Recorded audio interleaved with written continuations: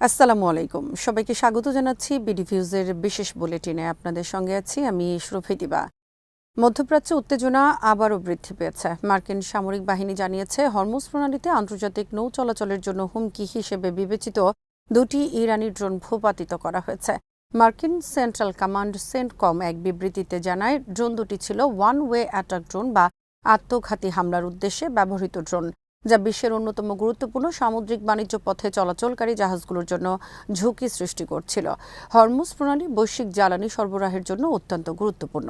বিশ্বের উল্লেখযোগ্য পরিমাণ তেল ও গ্যাস এই পথ দিয়ে পরিবাহিত হয়। ফলে এ অঞ্চলে যে কোনো সামরিক উত্তেজনা আন্তর্জাতিক জ্বালানি বাজার ও বৈশ্বিক বাণিজ্যে সরাসরি প্রভাব ফেলতে পারে। মার্কিন বাহিনী আরও জানিয়েছে তারা অঞ্চলে নিজেদের ও আন্তর্জাতিক নৌ চলাচল রক্ষায় প্রয়োজনীয় ব্যবস্থা গ্রহণ অব্যাহত রাখবে। এর আগে শুক্রবারও যুক্তরাষ্ট্র 4টি ইরানি ড্রোন ভূপাতিত করার দাবি করে এবং পরবর্তীতে ইরানের উপকূলীয় নজরদারি রাডার স্থাপনাগুলোতে হামলা চালায়। এই ঘটনার পর ইরান ও যুক্তরাষ্ট্রের মধ্যে চলমান উত্তেজনা আরও তীব্র হওয়ার আশঙ্কা দেখা দিয়েছে। বিভিন্ন প্রতিবেদনে বলা হয়েছে সাম্প্রতিক দিনগুলোতে ইরান উপসাগরীয় কয়েকটি দেশের দিকে ক্ষেপণাস্ত্র ও ড্রোন নিক্ষেপ করেছে, যার বেশিরভাগই প্রতিহত করা হয়েছে। ওয়াশিংটন ও তেহরানের মধ্যে পরোক্ষ কূটনৈতিক আলোচনা চললেও মাঠ পর্যায়ের সামরিক পাল্টাপাল্টি পদক্ষেপ পরিস্থিতিকে জটিল করে তুলছে। বিশ্লেষকদের মতে হরমুজ প্রণালীকে কেন্দ্র করে নতুন করে সংঘাত ছড়িয়ে পড়লে তা শুধু আঞ্চলিক নিরাপত্তাকেই নয়, বরং বৈশ্বিক অর্থনীতি ও জ্বালানি বাজারকেও বড় ধরনের অনিশ্চয়তার মুখে ফেলতে পারে। ইরানের প্রেসিডেন্ট মাসুদ পেজিশকিয়ানের পদত্যাগ নিয়ে ছড়িয়ে পড়া গুঞ্জনকে সম্পূর্ণ ভিত্তিহীন বলে প্রত্যাখ্যান করেছে তেহরান। প্রেসিডেন্টের কার্যালয়ের ঘনিষ্ঠ সূত্র এবং সরকারের কর্মকর্তারা বলেছেন এ ধরনের খবরের সঙ্গে বাস্তবতার কোনো সম্পর্ক নেই। সম্প্রতি কিছু বিদেশি গণমাধ্যমে দাবি করা হয় প্রেসিডেন্ট পেজিশকিয়ান দেশের সর্বোচ্চ নেতার কার্যালয়ে পদত্যাগপত্র জমা দিয়েছেন। তবে ইরান সরকার এ দাবিকে মিডিয়া গেম আখ্যা দিয়ে তা দৃঢ়ভাবে অস্বীকার করেছে। ইরান সরকারের তথ্য ও প্রচার পরিষদের প্রধান ইলিয়াস হাজরাতি বলেছেন প্রেসিডেন্ট পেজিশকিয়ান সর্বশক্তি দিয়ে দেশের প্রশাসনিক কার্যক্রম পরিচালনা এবং জনগণের সেবায় নিয়োজিত রয়েছেন। তিনি বলেন সাম্প্রতিক মাসগুলোতে কয়েক দফায় কিছু বিদেশি গণমাধ্যম ও তাদের সহযোগী নেটওয়ার্ক প্রেসিডেন্টের পদত্যাগ নিয়ে গুজব ছড়িয়েছে। এর আগেও এসব দাবি খণ্ডন করা হয়েছে এবং বর্তমান গুজবের সঙ্গেও বাস্তবতার কোনো সম্পর্ক নেই। হাজরাতি অভিযোগ করেন এসব খবরের উদ্দেশ্য তথ্য পরিবেশন নয়, বরং হতাশা, বিভেদ এবং জাতীয় ঐক্যে ফাটল সৃষ্টি করা। তবে এ ধরনের প্রচেষ্টা সফল হবে না বলেও তিনি মন্তব্য করেন। এদিকে সোমবার ইরানের প্রেসিডেন্সির সরকারি ওয়েবসাইটে প্রকাশিত এক ভিডিও বার্তায় প্রেসিডেন্ট পেজিশকিয়ান দেশের অগ্রগতি ও সমৃদ্ধি নিশ্চিত করার লক্ষ্যে তার দৃঢ় সংকল্প এবং অঙ্গীকার পুনর্ব্যক্ত করেন। তিনি স্পষ্টভাবে ইঙ্গিত দেন যে সরকার দেশের উন্নয়ন ও জনগণের কল্যাণে কাজ চালিয়ে যাবে। ইরানি কর্মকর্তারা জোর দিয়ে বলেছেন গুরুত্বপূর্ণ সময়ে দেশটির জনগণ জাতীয় স্বার্থ ও দেশের মর্যাদা রক্ষায় ঐক্যবদ্ধ থাকে। তাই সরকার ও জনগণের মধ্যে বিভেদ সৃষ্টি এবং জাতীয় ঐক্য দুর্বল করার যে কোনো প্রচেষ্টা অতীতের মতো এবারও ব্যর্থ হবে। মার্কিন সরকার ইরানের সম্পদ জব্দ করে তা উপসাগরীয় দেশগুলোর যুদ্ধ ক্ষয়ক্ষতি মেরামত ও পুনর্গঠনে ব্যবহারের পরিকল্পনা বিবেচনা করছে। শনিবার বিষয়টির সঙ্গে সংশ্লিষ্ট একটি সূত্র জানায় কুয়েত ও বাহরাইনে ইরানের সাম্প্রতিক হামলার পর ওয়াশিংটন এমন পদক্ষেপের সম্ভাবনা খতিয়ে দেখছে।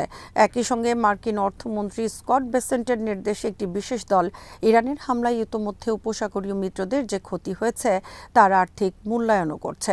সূত্রের দাবি ভবিষ্যতে ক্ষতিপূরণ প্রদানের জন্য ইরানি সম্পদ ব্যবহারের বিষয়টিও আলোচনায় রয়েছে। তবে কোন ধরনের সম্পদ এতে অন্তর্ভুক্ত হবে সে বিষয়ে বিস্তারিত জানানো হয়নি।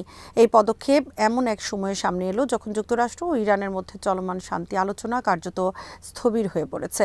এর আগে ইরানের সর্বোচ্চ নেতার উপদেষ্টা মোহসেন রেজাই জানিয়েছিলেন যুক্তরাষ্ট্রে আটকে থাকা $24 বিলিয়ন ইরানি সম্পদ মুক্তি না পেলে কোনো শান্তি চুক্তি সম্ভব নয়। এদিকে পাকিস্তানের স্বরাষ্ট্রমন্ত্রী মোহসিন নাকভি শনিবার তেহরানে পৌঁছে ইরানের সর্বোচ্চ নেতা আয়াতুল্লাহ মোস্তফা খামেনির কাছে পাকিস্তানের সেনাপ্রধান ও প্রধানমন্ত্রীর একটি বিশেষ চিঠি পৌঁছে দেন। সপ্তাহের শেষেও যুক্তরাষ্ট্র ও ইরানের মধ্যে সংঘাত অব্যাহত থাকে।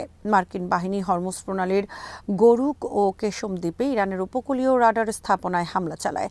যুক্তরাষ্ট্রের দাবি এর আগে তারা সামুদ্রিক চলাচলের জন্য হুমকি হয়ে ওঠা দুটি ইরানি ড্রোন ভূপাতিত করেছিল। জবাবে ইরানের বিপ্লবী গার্ড কুয়েত ও বাহরাইনে মার্কিন ঘাঁটিগুলো লক্ষ্য করে ব্যালিস্টিক ক্ষেপণাস্ত্র নিক্ষেপ করে।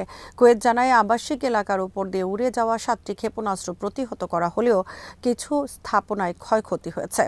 ফেব্রুয়ারির শেষ দিকে শুরু হওয়া যুদ্ধের পর থেকে ইরান উপসাগরীয় দেশগুলোর সামরিক ঘাঁটি, বিমানবন্দর, বন্দর, জ্বালানি অবকাঠামো ও অর্থনৈতিক স্থাপনাগুলোতে ব্যাপক ড্রোন ও ক্ষেপণাস্ত্র হামলা চালিয়েছে। আঞ্চলিক হিসেব অনুযায়ী ফেব্রুয়ারি থেকে এপ্রিলের মধ্যে ইরান 6,400-র বেশি ক্ষেপণাস্ত্র ও ড্রোন নিক্ষেপ করে। সংযুক্ত আরব আমিরাতের বারাকাহ পারমাণবিক বিদ্যুৎ কেন্দ্র, কাতারের রাস লাফান এলএনজি কমপ্লেক্স, কুয়েত আন্তর্জাতিক বিমানবন্দর এবং সৌদি আরবের বিভিন্ন জ্বালানি স্থাপনা ক্ষতিগ্রস্ত হয়েছে। বিশ্লেষকদের মতে দীর্ঘ সংঘাতে কুয়েত ও আমিরাত তাদের প্যাট্রিয়ট প্রতিরক্ষা ব্যবস্থার প্রায় 3/4 ক্ষেপণাস্ত্র ব্যবহার করতে বাধ্য হয়েছে। এমন পরিস্থিতিতে ইরানি সম্পদ পুনর্নির্দেশের মার্কিন উদ্যোগ একদিকে উপসাগরীয় মিত্রদের ক্ষতি পুষিয়ে দেওয়ার প্রচেষ্টা, অন্যদিকে তেহরানের উপর নতুন চাপ সৃষ্টির কৌশল হিসেবে দেখা হচ্ছে। যুক্তরাষ্ট্র ও ইরানের মধ্যে সম্ভাব্য কোনো শান্তি চুক্তি নির্ভর করছে জব্দ করা ইরানের $2,400 কোটি সম্পদ ছেড়ে দিতে ট্রাম্প প্রশাসন রাজি হয় কিনা তার উপর। ইরানের একজন শীর্ষ কর্মকর্তা গত শুক্রবার সিএনএনকে দেয়া এক সাক্ষাৎকারে একথা বলেছেন। একই সঙ্গে তিনি সতর্ক করে বলেন, যুক্তরাষ্ট্র আবার যুদ্ধ শুরু করলে তারা একটি অন্ধকার গলিতে প্রবেশ করবে। তেহরানে দেয়া ওই একান্ত সাক্ষাৎকারে ইরানের সর্বোচ্চ নেতা আয়াতুল্লাহ মোস্তফা আলী খামেনির সামরিক উপদেষ্টা মোহসেন রেজাই বলেন, আলোচনায় অচলাবস্থা চলছে। এ অচলাবস্থা ট্রাম্পকেই ভাঙতে হবে। বল এখন ট্রাম্পের কোর্টে। জানা গেছে, যুক্তরাষ্ট্রের সঙ্গে একটি অন্তর্বর্তী চুক্তি সই হওয়ার সঙ্গে সঙ্গে অবরুদ্ধ তহবিলের $1,200 কোটি ছাড়ের দাবি জানিয়েছে ইরান। পরবর্তী ধাপে অবশিষ্ট জব্দ অর্থ ছাড়ের কথা বলেছে তেহরান। মার্কিন কর্মকর্তারা সম্পদ ছাড়ের বিষয়টি নিয়ে সতর্ক রয়েছেন। তাদের আশঙ্কা, এখন অর্থ ছাড় করলে ইরানের উপর চাপ ধরে রাখার গুরুত্বপূর্ণ একটি হাতিয়ার বেহাত হবে।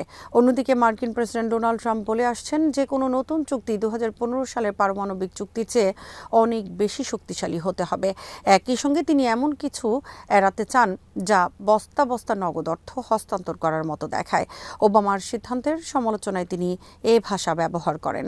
সাবেক মার্কিন প্রেসিডেন্ট বারাক ওবামার আমলে ইরানকে আর্থিক ক্ষতিপূরণ দেওয়ার সিদ্ধান্ত হয়েছিল।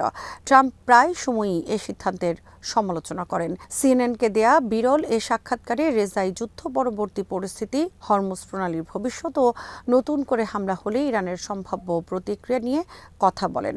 তার বক্তব্যকে তাৎপর্যপূর্ণ মনে করা হচ্ছে, কারণ তিনি ইরানের নিরাপত্তা ব্যবস্থার সঙ্গে দীর্ঘদিন ধরে ঘনিষ্ঠভাবে যুক্ত। বর্তমান সর্বোচ্চ নেতার ঘনিষ্ঠজন হিসেবেও পরিচিত তিনি। পাকিস্তানের স্বরাষ্ট্রমন্ত্রী সৈয়দ মহসিন নাকভি ইরানের রাজধানী তেহরানে পৌঁছেছেন। তেহরান পৌঁছানোর পর সে দেশের স্বরাষ্ট্রমন্ত্রী এসকান্দার মোমিনি তাকে স্বাগত জানান।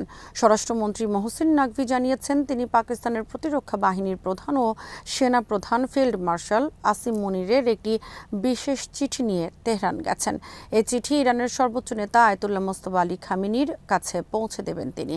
তেহরানের গণমাধ্যমের সঙ্গে আলাপকালে মহসিন নাকভি আরও বলেন, এই বিশেষ চিঠির পাশাপাশি বর্তমান পরিস্থিতি নিয়ে পাকিস্তানের প্রধানমন্ত্রী শাহবাজ শরীফের একটি বার্তাও তিনি ইরানি নেতার কাছে হস্তান্তর করবেন। আজ এখানেই শেষ করছি। সবাই ভালো থাকুন, সুস্থ থাকুন আর দেখতে থাকুন বিডিভিউজ। চ্যানেলটি ভালো লাগলে সাবস্ক্রাইব করুন। সংযুক্ত থাকুন আমাদের ফেসবুক পেজে। আল্লাহ হাফেজ।